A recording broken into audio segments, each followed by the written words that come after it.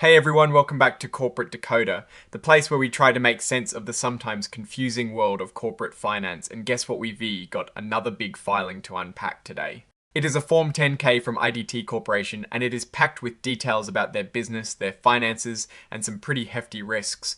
But we're going to break it all down in super simple terms so you know exactly what is going on. Now, before we dive in, if you appreciate getting straight insights from corporate documents like this, make sure you are subscribed and have notifications turned on. We also have a Discord community linked in the description below where we talk about these filings in more detail and share our thoughts, so you should definitely join us there. Alright, let's get into it. IDT Corporation is basically a company playing in the fintech and communication spaces. They've got several different businesses under their umbrella. Think of it like a bundle of services. First up is National Retail Solutions, or NRS. This is their point of sale system for small independent retailers across the US. These are the corner stores, bodegas, and small grocery shops. NRS provides them with the hardware and software to run their business and, importantly, to accept payments. It is like giving these small businesses the same tools the big chains have. NRS also uses the screens on these terminals to show ads, and they collect data on what people are buying, which they also sell. In 2025, this part of the business brought in about $128.8 million, which is a decent chunk of change, and shows it is growing. Then there is the fintech segment. This is centered around Boss Money, their international money transfer service. Imagine sending money to family and friends abroad from the US. They do this through an app and also through a network of retail agents. They also have other smaller financial services businesses. This fintech side brought in about $154.6 million in 2025. This is a key growth area for them, and it is making more money than their retail solutions business. Next is Net2Phone. This is their business communications service. They offer things like Unified Communications as a Service, or UCAAs, which is basically like a super advanced phone and messaging system for businesses that works over the internet. They also offer contact center solutions and AI-powered tools for businesses to manage customer interactions. This segment, bringing in about $87.9 million in 2025, is focused on businesses, especially in North and South America. It is all about using technology to make business communications smarter and more efficient. Lastly, we have Traditional Communications. This is their biggest revenue generator, bringing in a whopping $860.2 million in 2025. This segment includes IDT Digital Payments, where they sell prepaid digital stuff like mobile phone top-ups and gift cards. It also has Boss Revolution, which is their international long-distance calling service, primarily targeting immigrant communities. And then there is IDT Global, which deals with wholesale voice and SMS services for other telecom companies worldwide. This is the mature part of their business, but it still makes up the majority of their income. Now let S talk numbers. Looking at the financial tables for 2025 versus 2024 IDT saw, total revenues go up to $1.23 billion from $1.20 billion. That is a solid increase and shows growth across the board. Even better, their gross profit margin improved significantly, climbing from 32.4% in 2024 to 36.2% in 2025. What does this mean in plain English? It means they are making more money on each dollar of sales after accounting for the direct costs of providing their services. This is a great sign of efficiency and pricing power. It suggests they are getting smarter about how they run their operations with their growing businesses, like NRS and FinTech contributing more. And that improved gross profit trickled down to the bottom line. Income from operations almost doubled from $64.7 million in 2024 to $100.4 million in 2025.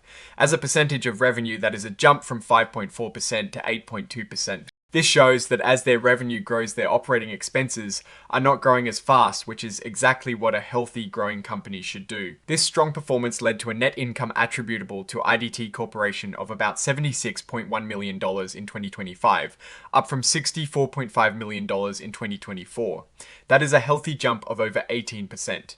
It looks like their strategy of focusing on these higher margin growth businesses like NRS and FinTech is really starting to pay off. But no company is without risks, and IDT has a whole section dedicated to them. They're worried about things like cybersecurity attacks impacting their networks, especially since they handle a lot of sensitive customer data.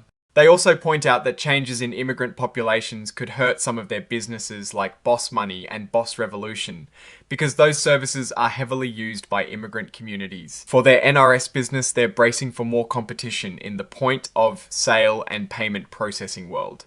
This is a crowded market and staying ahead will be tough. In Boss Money, they admit they have less brand recognition than giants like Western Union or Exum.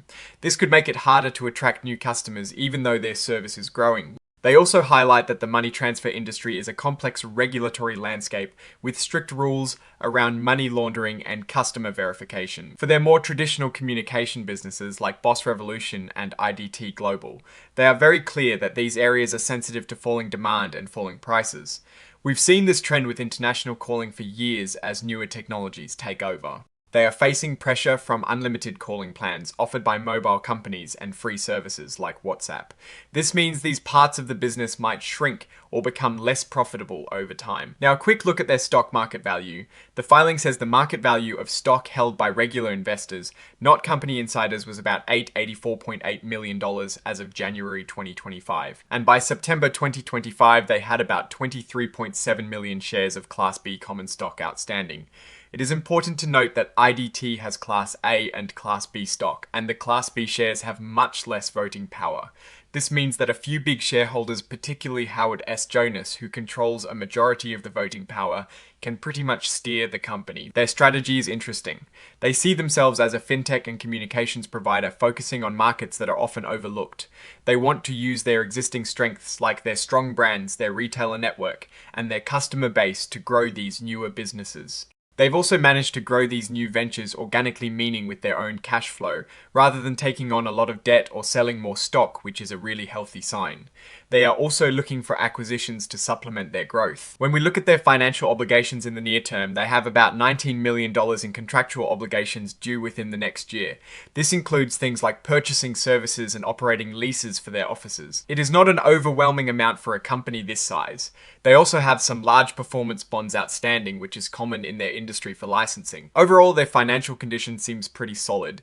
They ended 2025 with over $253 million in cash and investments. That is a good cushion to keep operating and investing in their growth. They generated a healthy $127 million in cash from operations in 2025, showing they are bringing in more cash than they spend on running the business, which is crucial. So what is the verdict on IDT Corporation? They are clearly making progress. Their shift towards fintech and communication solutions is paying off with strong revenue and profit growth in those areas. The traditional communications segment is still the biggest piece of the pie, but it is facing headwinds, which is why their focus on the newer growing businesses is so important.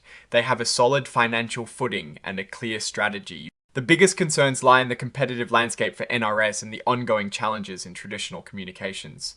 Plus, the ever-present risk of cyber threats and the complex web of regulations they have to navigate are always on the horizon. However, their ability to grow their higher margin businesses organically and improve their efficiency is a major strength.